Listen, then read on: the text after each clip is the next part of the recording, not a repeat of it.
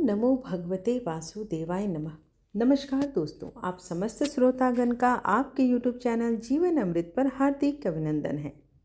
आज की वीडियो में हम बात करने वाले हैं देवशयनी एकादशी के महत्व के बारे में, रहस्य के बारे में और कथा के बारे में। तत्पश्चात समापन आरती के साथ करेंगे। देवशयनी एकादशी, जिसे आषाढ़ शुक्ल एकादशी अर्थात हरिशयनी एकादशी या पद्मा एकादशी भी कहा जाता है, हिंदू धर्म में अत्यंत पवित्र तिथि मानी जाती है। इस दिन से चतुर्मास का प्रारंभ हो जाता है, जो भगवान विष्णु के 4 महीने के शयनकाल का प्रतीक है। इस दिन व्रत रखने से जीवन के सभी पापों से मुक्ति मिल जाती है और मोक्ष की प्राप्ति भी होती है। ब्रह्म वैवर्त पुराण में देवशयनी एकादशी के विशेष महात्म का वर्णन किया गया है। इस व्रत से प्राणी की समस्त मनोकामनाएं पूर्ण हो जाती हैं। यह एकादशी आषाढ़ मास के कृष्ण पक्ष की एकादशी, जिसे योगिनी एकादशी कहते हैं, उसके बाद अर्थात शुक्ल पक्ष की एकादशी के दिन मनाई जाती है। इसी एकादशी से चतुर्मास का आरंभ भी हो जाता है और इस अवधि में कोई भी शुभ कार्य जैसे विवाह आदि नहीं होते हैं। ऐसी मान्यता है कि इस दिन से भगवान श्री हरि विष्णु क्षीर सागर में शयन करते हैं और फिर 4 माह के बाद उन्हें उठाया जाता है। उस दिन को देव उठनी एकादशी या देवोत्थानी एकादशी कहा जाता है। इस बीच के अंतराल को ही चतुर्मास कहा जाता है। देवशयनी एकादशी को देवशयनी, महा एकादशी, थोली एकादशी, जिसे आप तेलुगु भाषा में कहते हैं, हरि देवशयनी, पद्मनाभा शयनी तथा प्रबोधिनी एकादशी भी कहा जाता है। इस व्रत को जो लोग करते हैं उनका एक उद्देश्य होता है। इस व्रत से पापों का नाश होता है और विष्णु धाम की प्राप्ति होती है। जीवन में कभी भी धन धान्य, शांति और सद्बुद्धि की कमी नहीं होती है। चतुर्मास में तप, व्रत, स्वाध्याय और भक्ति को विशेष महत्व देना चाहिए। देवशयनी एकादशी हमें धैर्य, भक्ति और संयम की शिक्षा देती है। यह दिन ईश्वर की निकटता प्राप्त करने का अवसर है। जो भी श्रद्धा से हम व्रत करते हैं उसे समस्त सुख संपत्ति प्राप्त होते हैं और अंत में वह मोक्ष को भी प्राप्त करता है। तो आइए इस पवित्र दिन पर इस पवित्र कथा का रसपान करें। एक बार की बात है, धर्मराज युधिष्ठिर ने कहा, हे केशव, आषाढ़ शुक्ल एकादशी का क्या नाम है? इस व्रत के करने की विधि क्या है और किस देवता का पूजन किया जाता है? श्री कृष्ण कहने लगे कि हे युधिष्ठिर, जिस कथा को ब्रह्मा जी ने नारद जी से कहा था वही मैं तुमसे कहता हूँ। एक बार देव ऋषि नारद जी ने ब्रह्मा जी से इस एकादशी के विषय में जानने की उत्सुकता प्रकट की। तब ब्रह्मा जी ने उन्हें बताया, सतयुग में मानधाता नामक एक चक्रवर्ती साम्राज्य राज्य करेंगे। उनके राज्य में प्रजा बहुत सुखी थी, किंतु भविष्य में क्या हो जाए कोई नहीं जानता। अतः वे भी इस बात से अनभिज्ञ थे कि उनके राज्य में शीघ्र ही भयंकर अकाल पड़ने वाला था। उनके राज्य में पूरे 3 वर्ष तक वर्षा न होने के कारण भयंकर अकाल पड़ा। इस अकाल से चारों ओर त्राही त्राही मच गई। धर्म पक्ष के यज्ञ, हवन, पिंडदान तथा व्रत आदि में भी कमी हो गई। जब मुसीबत पड़ी हो तो धार्मिक कार्यों में प्राणी की रुचि भी कहाँ हो सकती है। प्रजा ने राजा के पास जाकर अपनी वेदना की दुहाई दी। राजा तो इस स्थिति को लेकर पहले से ही चिंतित थे। वे सोचने लगे कि आखिर मैंने ऐसा कौन सा पाप कर्म किया है जिसका दंड मुझे इस रूप में मिल रहा है। फिर इस कष्ट से मुक्ति पाने का कोई साधन करने के उद्देश्य से राजा सेना को लेकर जंगल की ओर चल दिए। वहां विचरण करते करते एक दिन वे ब्रह्मा जी के पुत्र अंगिरा ऋषि के आश्रम में पहुंचे और उन्हें साष्टांग प्रणाम किया। ऋषिवर ने आशीर्वचनोपरांत कुशल क्षेम पूछा। फिर जंगल में विचरने व अपने आश्रम में आने का प्रयोजन जानना चाहा।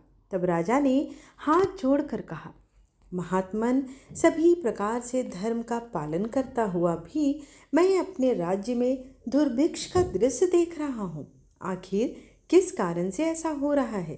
कृपया इसका कोई समाधान हो तो बताएं।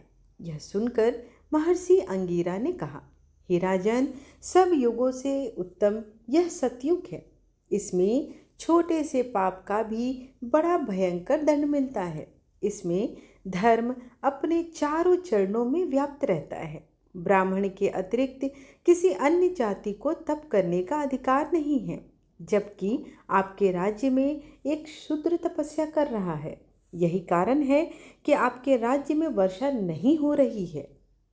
जब तक वह काल को प्राप्त नहीं होगा, तब तक यह दुर्भिक्ष शांत नहीं होगा। दुर्भिक्ष की शांति उसे मारने से ही संभव है। किंतु राजा का हृदय एक निरपराध शूद्र तपस्वी का समन करने को तैयार नहीं हुआ। उन्होंने कहा, हे देव, मैं उस निरपराध को मार दूं, यह बात मेरा मन स्वीकार नहीं कर रहा है। कृपा करके आप कोई और उपाय बताएं। महर्षि अंगिरा ने बताया, आषाढ़ माह के शुक्ल पक्ष की एकादशी का व्रत करें। इस व्रत के प्रभाव से अवश्य ही वर्षा होगी। राजा अपने राज्य की राजधानी लौट आए और चारों वर्णों सहित पद्मा एकादशी का विधि पूर्वक व्रत किया। व्रत के प्रभाव से उनके राज्य में मूसलाधार वर्षा हुई और पूरा राज्य धन्य धान्य से परिपूर्ण हो गया। ब्रह्मवैवर्त पुराण में देवशयनी एकादशी के विशेष महात्म का वर्णन किया गया है। इस व्रत से प्राणी की समस्त मनोकामनाएं पूर्ण हो जाती हैं। प्रेम से बोलिए विष्णु भगवान की जय।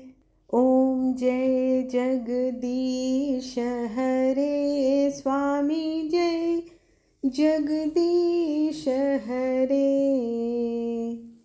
भक्त जनों के संकट क्षण में दूर करे। ओम जय जगदीश हरे। जो ध्यावे फल पावे, दुख बिन से मन का सुख संपत्ति घर आवे। कष्ट मिटे तन का, ओम जय जगदीश हरे। मात पिता तुम मेरे, शरण गहूँ मैं किसकी, तुम बिन और न दूजा। आस करूँ मैं जिसकी, ओम जय जगदीश हरे। तुम पूर्ण परमात्मा, तुम अंतर्यामी, पार ब्रह्म परमेश्वर, तुम सबके स्वामी। ओम जय जगदीश हरे। तुम करुणा के सागर, तुम पालन करता, मैं मूरख खल कामी। कृपा करो भरता, ओम जय जगदीश हरे। तुम हो एक अगोचर, सबके प्राणपति, किस विधि मिलूं दया मैं, तुमको मैं कुमति। ओम जय जगदीश हरे।